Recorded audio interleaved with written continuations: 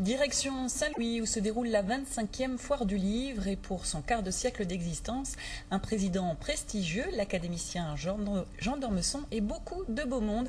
Plus de 30 000 visiteurs en 3 jours, un succès qui ne se dément pas. Stéphanie Malorand, Bernard Stemmer. Au Salon du Livre de Saint-Louis, on y trouve d'abord des livres et puis aussi des lecteurs. Mais l'intérêt de l'événement, c'est quand même le lot de people qui l'attire. D'ailleurs, il suffit d'observer si certains stands sont déserts, pour d'autres, c'est l'attroupement. Et qui vient-on voir? Par exemple, la comédienne Véronique Jeuneste, auteure d'un livre sur sa perte de poids. À travers un livre comme ça, on peut rencontrer un petit peu de son public, de ces gens, et c'est rare pour nous les comédiens de rencontrer des gens comme ça.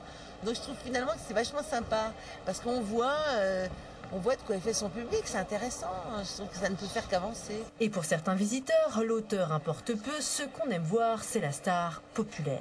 Depuis toute jeune, je suis fan de Véronique Jeuneste et que je la regarde partout et que comme j'ai appris qu'elle venait ici, je voulais faire cinéma livre. Du coup, vous l'avez acheté son livre? Oui. Autre personnalité recherchée, Jean d'Ormesson et son dernier ouvrage, L'odeur du temps, déjà un succès et toujours un parterre de fans.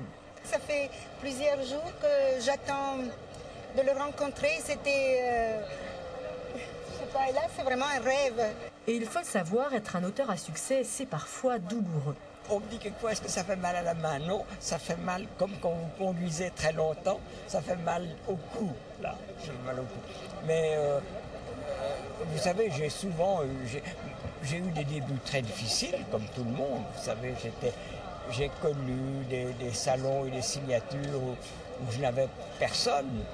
Et puis, peu à peu, les lecteurs sont venus. Vous savez, c'est un peu comme dans l'administration, c'est à l'ancienneté. Et oui, c'est ça, les faveurs de l'âge. D'ailleurs, au rang des vieux briscards médiatiques, on pouvait rencontrer dans les allées Plastique Bertrand, Richard Bohringer, Hervé Villard et même les frères Bogdanov, des auteurs connus qui ont contribué, pour sûr, à la très bonne fréquentation de cette foire.